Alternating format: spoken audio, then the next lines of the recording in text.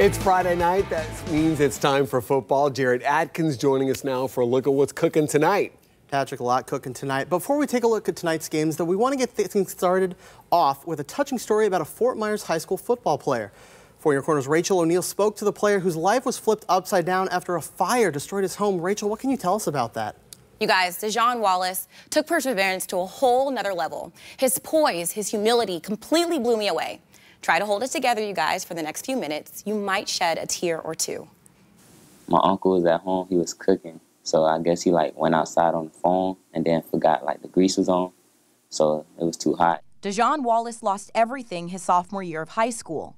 When he left for church that Sunday, he and his family had no idea they'd return to this. I was just shocked. I was seeing my mom cry and all that stuff. It just made me I was just shocked. Dejon and his family used to live on this street. After tragedy struck, the house got rebuilt, but the fire took away his home and almost his time at Fort Myers High School. I didn't want to leave because Fort Myers and then all my friends here, so I just stayed here. And we moved into I think a 2-bedroom until we got on our feet. Dejon's teacher, Stephanie Sirianni, did her best to guide him every step of the way, even helping with collecting some funds. We wanted to make sure we got some clothing to the family, some food, things you need immediately. Anything to keep Dejon on his feet. Because when you are in high school, you go through a lot of different things that can impact your life. You make a lot of decisions. That was a decision he had no control over, and they just picked up and did what they needed to do. So I'm very proud of him. The Fort Myers senior is now a varsity member of the football team. Can't float that inside. He drew him too far. Head coach Sam Sirianni is quite impressed with his perseverance. You wouldn't have even known he went through it if you didn't know the situation. I always say he picked up his bootstraps and he came, didn't feel sorry for himself. Dejon didn't let flames steal his joy. It only reignited his passion. He inspires students every day, especially his little brother. He taught me never to give up, chase towards your dream. He make you laugh, he make you smile. He just kind of like the life of the party at certain times. I want to see him grow up beyond high school. That's really the point. What we do in high school is so that when they go out in the world, they can have a great life as an adult. And that's what I want for him. You guys, Dejon is looking to play football in college, so keep your eyes peeled for him next year. Live in the studio, Rachel O'Neill, Fox 4 in your corner. It's a great story. Thanks, Rach. And Dejon's team, the Green Wave, hosting undefeated Lehigh Senior High tonight. But the Lightning were down 3 of their players after they were suspended for fighting in last week's game. The Florida High School Athletic Association says a Lehigh player was antagonizing opponents. They say it escalated after the game when players from both teams started pushing each other. In those 3 players, well, they're all going to miss 6 games, including tonight's game.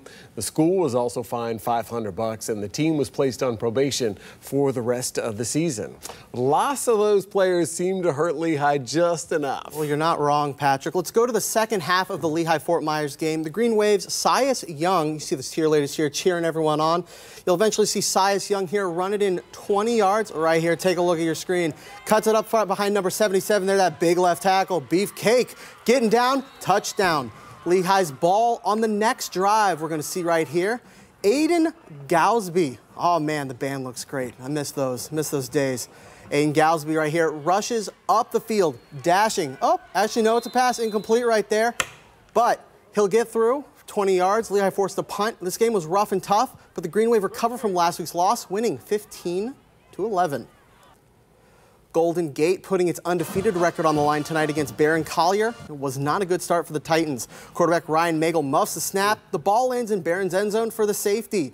The Deuce puts the Cougars up 8-0. After the free kick, the Cougars strike and strike fast. Drew Powell right here takes it up the snap over left tackle, houses it. 51 yards later, Barron Collier is up 15-0, getting that PAT. Powell was a one-man wrecking crew tonight as he takes another handoff in the second quarter, slithers up the middle for a long game, down to the Titans' 10-yard line. That would set up a short field goal for the Cougars, but it's blocked. Right here. Oh, no! The ensuing drive, Magel fakes the handoff and pitches to Kevin Jean-Jacques.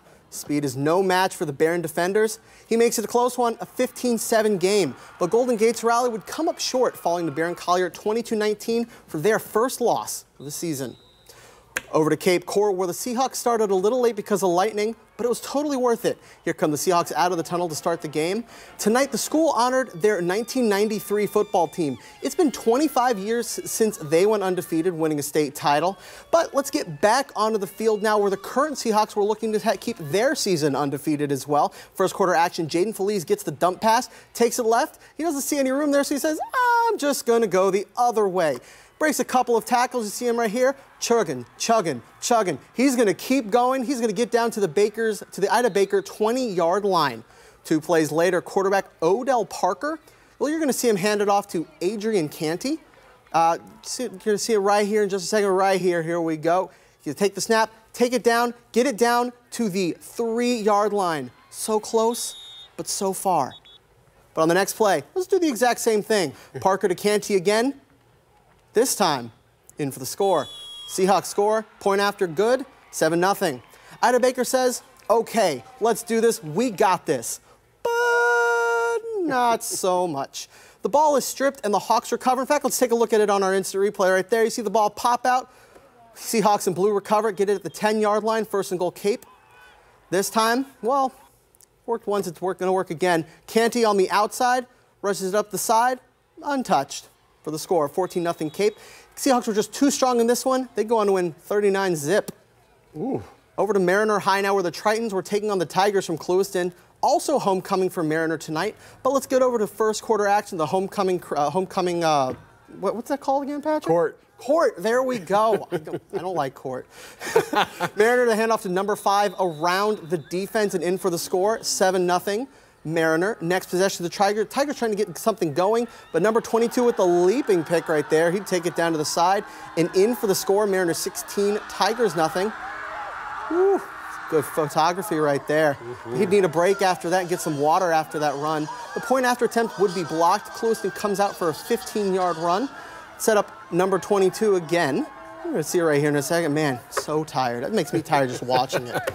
Oh. But anyway, number 22 down for the Tigers, a big run down the 25-yard line. The number 22 get the call again.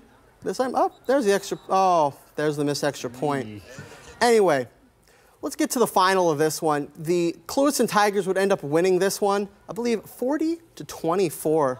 So, lots of stuff going on. We got some more action coming up in just a little bit. And Derek will have a look at our final forecast in just a few minutes. We'll be right back right after this. And just a quick update right here. Immokalee won their first game of the night, 55-22. Have a good night.